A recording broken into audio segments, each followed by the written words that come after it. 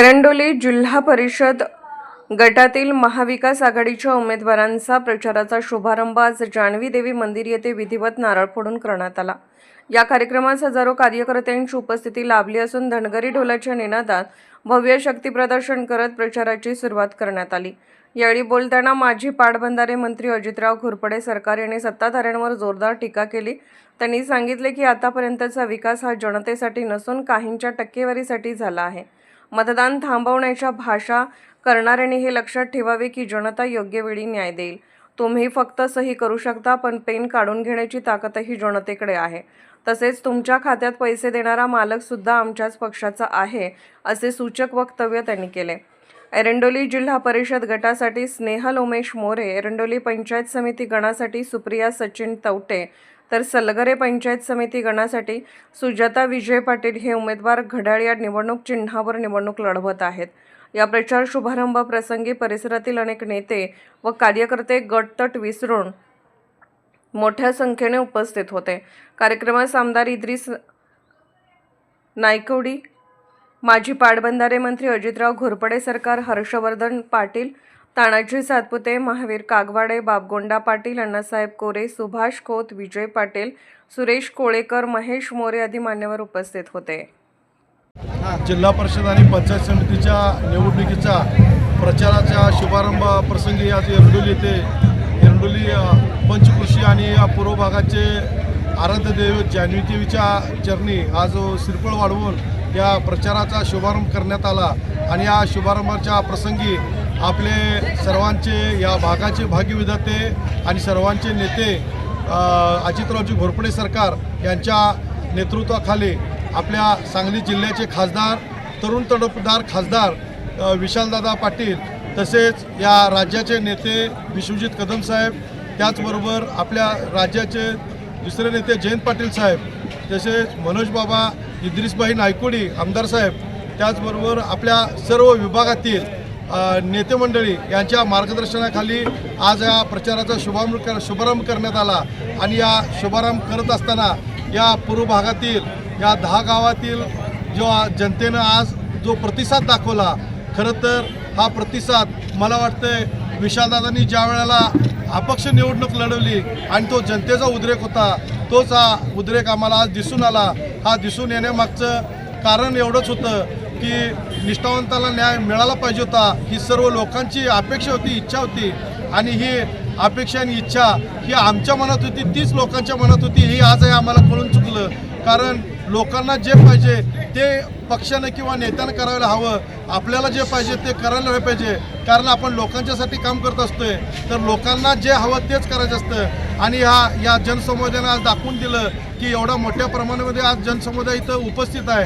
ह्या खरं तर जनते जो आमच्यावर विश्वास ठेवून आता इथं एवढ्या मोठ्या संख्येनं आज इथं उपस्थित झालात, मी एवढीच विनंती करतो की तुमचा हा विश्वास आम्ही कधी वाया जाऊ देणार नाही आणि तुमच्या विश्वासाला कुठं तडा जाईल असं आमच्या हातून कुठलं कृत्य होणार नाही। कारण आपल्या ज्या विश्वासानं आपण म्हणजे आमच्याकडनं अपेक्षा ठेवून जे आज तुम्ही मतदान रूपी आम्हाला आशीर्वाद देणार आहे, आणि तो आशीर्वाद आम्ही कायमस्वरूपी तुमचा शिरसमान मानून तुमच्या शब्दाची, तुमच्या येणाऱ्या काळामध्ये अडीअडचणीची, या भागातील समस्या सोडवण्यासाठी आम्ही ताकदीनं या राज्याचे नेते आणि महाराष्ट्राचे उपमुख्यमंत्री अजितदादा पवार यांच्या नेतृत्वाखाली आज जो राज्याचा विकास करतोय, ज्या तिजोरीच्या चाव्या अजितदादांच्याकडे आहेत आणि ज्या आमदार खासदारांना फंड द्यायचं योजनाच त्यांच्या हातात आहे, त्या योजनेच्या मालकाच्या नेतृत्वाखाली आपण निवडणूक लढवतोय। त्यामुळं असं कोणी गैरसमज करून घेऊ नका की इथून पुढं आपल्याला फंड मिळणार नाही, कामं होणार नाहीत। ह्याच्यापेक्षा दुप्पट वेगानं या विकास या भागाचा झाल्याशिवाय राहणार नाही। कारण ज्या तळमळीचा, ज्या हाडाचा नेता आहे अजितरावजी घोरपडे सरकार, ज्यांनी या आपल्या भागाची, ज्या शेतकऱ्यांच्या तळमळीची योजना जी आणलेली आहे, पाण्याची योजना, कैलासवासी विठ्ठलदाजी पाटील ज्यांनी योजना आखली आणि ही योजना आखत असताना आमदारकीचा राजीनामा ठेवला, वसंतदादा मुख्यमंत्री असताना आज या शेतकऱ्यांच्यासाठी जी योजना अंमलात आणली, ही पुढं चालवली, राबवली ती अजितरावजी घोरपडे सरकार। आज शेतकऱ्याच्यासाठी लढणारा नेता आणि शेतकऱ्याच्या शेतीमालाला भाव मिळाला पाहिजे, शेतकऱ्याचं हित डोळ्यासमोर ठेवून काम करणारा आज नेता आपले अजितराव घोरपडे सरकार आहेत। आणि त्यांच्या नेतृत्वाखाली आज आपण निवडणूक लढवतोय। सर्वसामान्य माणसाला न्याय मिळाला पाहिजे, सर्वसामान्य कार्यकर्ता, सक्षम झाला पाहिजे आणि स्वाभिमानी झाला पाहिजे. नाहीतर की दुसऱ्या पक्षातल्या कार्यकर्त्याला उमेदवारी देऊन हा माझा कार्यकर्ता आणि ह्याला निवडून द्या म्हणणारा नेता आज नसला पाहिजे. कारण काय झालं, आम्ही उमेदवारी मागितली ती होती की नव्हती ती भाऊनी लक्षात घ्यावे आणि स्मरण करावे. खरं तर आम्ही 2 वेळा ह्या 10 गावचे सगळे सरपंच आणि सगळे प्रमुख नेते मंडळी 2 वेळा भाऊंच्या, एकदा बंगल्यावर गेलो, एकदा पेडला गेलो. भाऊंना आम्ही सांगितलं, भाऊ भाजपमध्ये निष्ठावंत आहे त्यात कुणालाही द्या. आजही आम्ही कालपर्यंत महेशदादाचं आमचं एकच मत होतं, ह्यातलं कुणालाही उमेदवार द्या, आम्ही त्याचा प्रचार करून निवडून आणू. प्रसंगी आम्ही त्याला वाटेल ते त्याची जर परिस्थिती नसली तर आम्ही त्याला सज्जन मदत करू, पण त्याच्यासाठी आम्ही लढू आणि त्याला निवडून आणू. कारण आमच्या प्रत्येक कार्यकर्त्याची इच्छा असते, ज्यावेळेला पक्ष अडचणीत असतो त्यावेळेला कार्यकर्ता झटटीनं राबत असतो आणि ह्या राबण्यामागं कार्यकर्त्याची एकच इच्छा असते की बाबा मलाही समाजकारण करण्याची आवड आहे आणि ह्या कार्यकर्त्याला न्याय कधी मिळत असतो, पक्ष ज्यावेळेला फार्मात असतो, पक्ष तेजीत असतो, त्यावेळेला कार्यकर्त्याला वाटतं की मी ही निवडणूक लढवली पाहिजे आणि मी ही जनतेसाठी काम केलं पाहिजे आणि लोकांच्यासाठी काम केलं पाहिजे. ह्या कार्यकर्त्याची आवड म्हणजे भावना असते आणि त्या भावनेला साथ घालणं हे नेत्यांचं काम असतं.